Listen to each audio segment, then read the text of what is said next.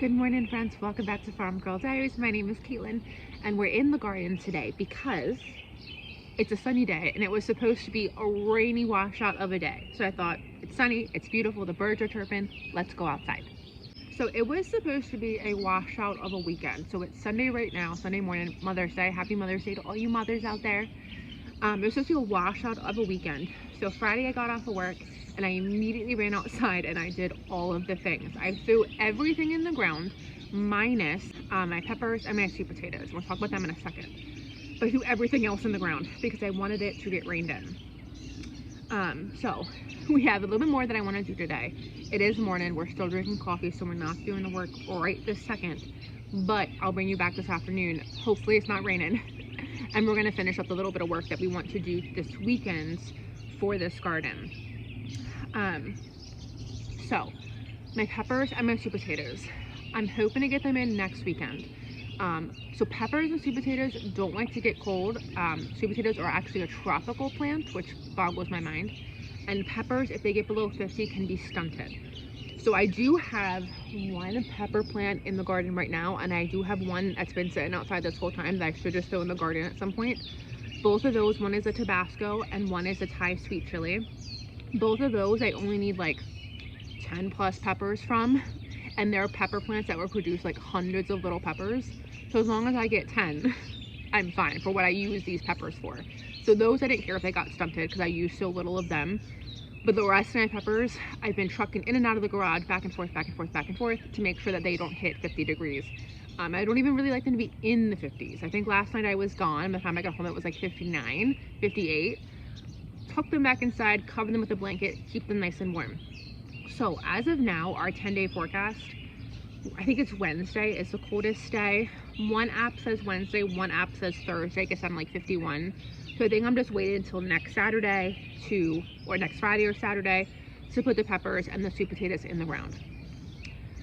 But other than that, and what we're gonna do today, we are officially planted out. I got all of my tomatoes in, I got my zucchini in, I got the okra planted, I got the pickle and the cucumber planted.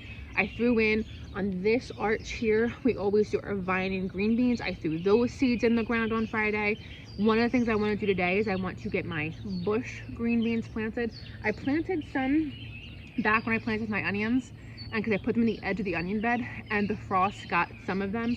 I have 3 that are still alive. No, I guess maybe 2 and something that looks maybe like a morning glory. I'm not really sure. 2 and a question mark. But I want to fill the rest of this bed up with some more green bean bush plants. So I got some more seed. The reason I like that is because I both freeze and can green beans, and my vine arch doesn't give me enough to do both. It gives me enough to freeze, but not enough to can. So I wanted to do both the vine and the bush. But let's walk through and do a quick garden tour. Drink our coffee. Listen to the birds. It's gonna be a marvelous day. Here's our asparagus patch, and it's a little weedy. Well, it's a lot weedy, but you can't really weed an asparagus patch. So I just come in and I try to find the asparagus, but we have some Frankenstein asparagus happening. I just think it's so funny. So obviously these, I'm just letting them go. And I think I've harvested, oh, I got a couple more. Look at all of them. I got a couple more I gotta harvest for tonight's dinner. So the asparagus patch is still doing great. Walking down here, I did 2 of my zucchini plants. They're in the dirt. And then down that row is our potatoes. Here is our onion bed. And this is the bed I want to put on the sides, the green beans. That bed over there, I planted my zinnias in. So I did, so far, just candy cane zinnias. And Max is doing his debut. But I want to get my California King zinnia seeds in there too today. This is another onion bed and my shadow. And then this is the bed that's doing really well. So this is our broccoli, which is looking fantastic. And this is our kohlrabi. Definitely a lot of, weeds in there, but it's looking really good. So now we come down this way. Here is where we planted the tomatoes. Oh, let's look at our peas. Look at how good our peas are doing. Have a drink of our coffee. You can see everything in my shadow. And then, so here are tomatoes. So real small, one, and then the other one is so hard to see. Right there, two. Back there is gonna be my cucumber, what is my cucumber and my pickle. And then here we have some more tomatoes. So I did 2 Cherokee purple there, 2 Brandywine, 2, I forget what these guys are. What are you? 2 mushroom basket, 2 Paul Robeson, 2 solar flare, and then I ended with 2 Kellogg's. I'll talk about the sweetie mass in a bit, but I just want to come on here and say I really struggle in this garden with thistle. I sprayed all the thistle. I actually sprayed it twice to try to kill it. At this point, I have come to the realization that I cannot fight the thistle on my own. Pulling the thistle, keeping up on the thistle, digging the thistle, it's not working. The only way to get rid of the thistle is to spray it. So the garden has been sprayed, and once it's all started dying, I started pulling it out. Garden has been sprayed with a poison to kill the thistle. I waited until the thistle actually started to die before I pulled it out, and I've cleared this whole garden. It took a couple of hours, but this whole patch was a lot of thistle, and then this whole patch behind me was just a field of thistle. It doesn't look that great right now, but we're going to talk about it in a second. But so some things to keep in mind with this drink first. So some things to keep in mind with this garden.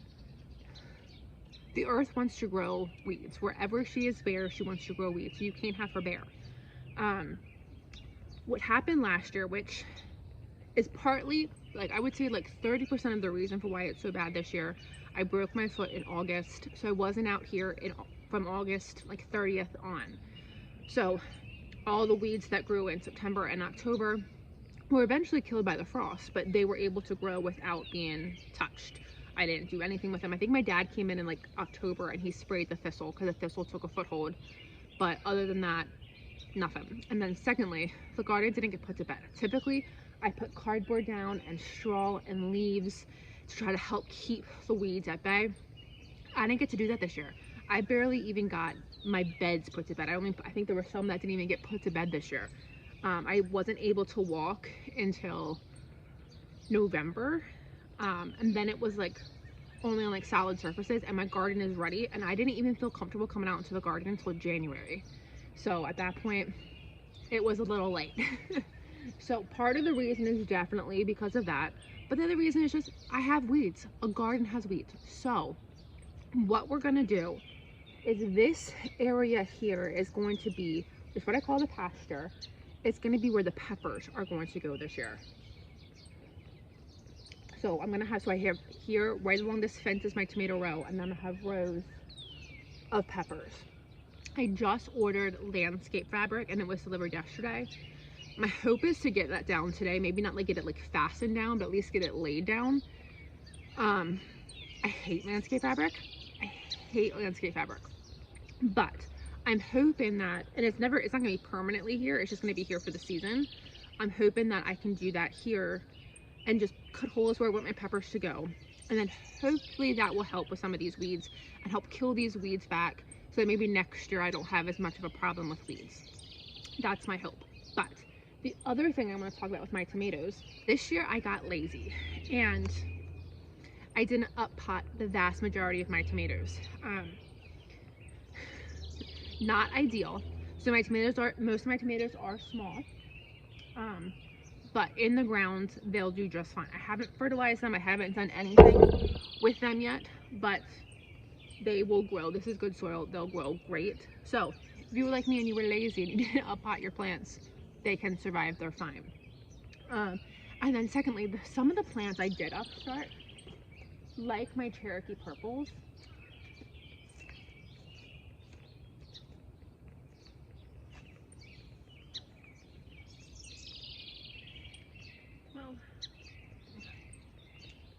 I was gonna try to show you an example, but I think it's more so with my peppers. I bought an organic seed mix or organic soil mix I hate it. It's hydrophobic. Nothing's really growing in it. I regret buying it. So I switched myself to, I'm just going back to Miracle Grow. It's not the best, but it at least grows my plants. But the few things I did upstart, like my tomatoes and one of my favorite peppers, are still very small because I think this soil has been pretty bad. I thought I needed this crochet thing out here, and I don't. It's actually pretty warm out here. So things were small even when I got up potted, so I think we just need to get them in the ground and they'll be fine. So those are the Eden tomatoes that I have. And then all around Bessie, I have 5 Roma tomatoes. And then I don't even know where I tucked them. I see one. I don't know where the second one is. But in the zinnia bed, I have a tomato. I think it's my orange cherry tomato. Oh, and then I have Kellogg's Breakfast tomatoes in there too. I didn't see that. At the end of that trellis is Kellogg's Breakfast. Interesting. Okay, anyway. So I have a sun cherry, I think in the zinnia bed right there. I don't know where the other tomato is, but there is another one. And that one is my mortgage lifter. Oh, I put that over here. That's right. I put my mortgage lifter on this trellis. Okay, so we have the zucchini, we have the mortgage lifter, and then we have the potatoes. And then to wrap up our garden tour, I guess not to wrap up, we got a couple broccolis up there. They're a weedy mess. In here we have a couple of cabbages, but this messy area back here, which looks so much better than it did 3 days ago, this is going to be the sweet potato patch. So it had thistle. You couldn't even see my little windmill there. The thistle was sky high. Looking at this, I see a lot of thistle stalk. A lot of it looks dead, or looks like it's dying, so that's a plus. If I had a rototiller, I would till this area. The weeds have taken over. Last year I did corn in it, and the weeds took over then. Like, the weeds started growing, but I couldn't pull the weeds with the corn, so I had to let them both go. So now this year it's just a big mess. If I had a tiller, I would till. I don't have a tiller. So my plan is I'm gonna come out with a weed whacker and just weed whack everything, get it as close to the ground as I can get it. I have sprayed this whole thing twice, so hopefully the thistle is sending its death signals to its roots. But then I'm gonna do the landscape fabric in this whole area too. I'm hoping the landscape fabric will at least like keep some of the things at bay. So that's the plan. So I'm gonna put the landscape fabric here, and then this is gonna have my sweet potatoes. How many did I get? I got 16 sweet potato plants for this whole space, which I think is gonna be actually not enough. I'm like, I should have got one more, like another 4-pack. But I'm like, I don't think I need like 20 sweet potato plants. If these grow well for me, this will be more than enough for a year for me. But I might have extra space here, which we'll assess when we get there. And then I might get more potatoes and throw more potatoes in the ground. We'll have to see. But for right now, this is going to get all landscape fabric, and this will be sweet potatoes. The other thing that's getting landscape fabric, which this is also we may do today, we may not, I'm not sure, is the flower farm. So we'll walk over to the flower farm. I'll show you what we're working with, and then I'll talk about my plan for the flower farm. Okay. Flower farm is a mess. So let's talk about it real quick. All the beds had tulips in them, and the tulips bloomed beautifully. And so you can see, especially in these front two, you can see the leftover tulips. I have decided in the smaller beds, I'm not going to take out the tulips. Typically I pull all the tulips, I harvest them, I store them, and then I replant them in the fall. I don't think I'm going to do it this time, because nothing I'm going to plant in these 2 beds is going to disturb the soil enough that when I harvest, like when I pull out the roots, it's going to have a big root ball. So nothing I plant in these beds is going to have a big root ball, whereas like in these long beds, I plant my sunflowers, and sunflowers end up getting like a big root ball. When you pull them, you would pull and disturb the tulip bulbs as well. So my thought process is the tulips are going to come out of the long beds and then they'll stay in the small beds. But I planted a couple of my lupines here. I had lupines that needed to go in the ground, and I planted some of them in here, and there's already so much grass growing, it's ridiculous. And it's just like the fine grass, so it's almost like it's the weeds you're not going to be able to take care of and keep up with. And I have a vacation plan this year in a couple of weeks. I have a couple work trips I have to go on, so there's going to be like substantial time where I'm not going to be home. And I'm like, one good week without me being here is going to be enough to have the weeds take over, and I'm not going to be able to regain control of everything. Like, I'm gonna have to pick what I gain control of again. So these beds are also going to get the weed fabric. So my thought was to do the landscape fabric today, and now I'm looking and I'm not going to. The reason being, when I'm ready to put the landscape fabric down and plant these beds, I will cut the tulip greens off.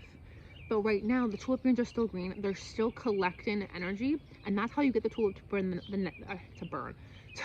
the next year, is after it blooms the previous year and it dies back, all those greens are still gathering nutrients and photosynthesizing and putting energy back into that bulb so it can overwinter and last until next year.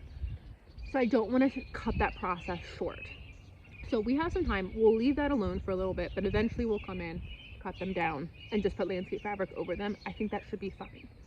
The big beds, same process, but I'm going to take the tulips out first. Again, they're also still green, so I think we're just going to leave this whole area alone for now. We have time, so it's only beginning of May, so we have time.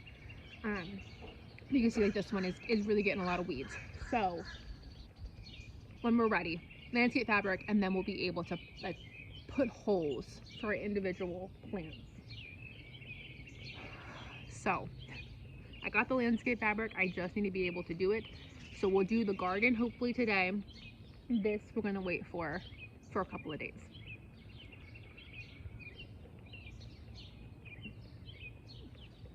But that's all I wanted to do this morning. I'm gonna go finish my coffee, go up to the farm to see my parents for Mother's Day, and then we'll come back this afternoon hopefully and finish that last bit of planting. I want to do my green beans and I want to put my pumpkins in the ground too. So we'll be back this afternoon. Hi friends, so I'm jumping in here. I'm going to end this video and I'm going to do a part 2 and not get back together in the afternoon. I hurt my back doing something at the farm, so I came home. I did a little bit of work. I tried to beat the rain. Rain did come in the afternoon, so I tried to just throw stuff in the ground to beat the rain, and my back hurt too much to try to entertain anyone while I was throwing stuff in the ground. So it was just one of those days where I just needed to sit and rest. Back feels great. She felt great the next day. It was just a day. So I'm going to end this video. I'm getting ready to head out in the garden right now. I'm going to bring you guys along. So stay tuned for a part 2, and I'll show you what I did since last week. Thanks for joining me, friends. I'll see you in the next video. Bye.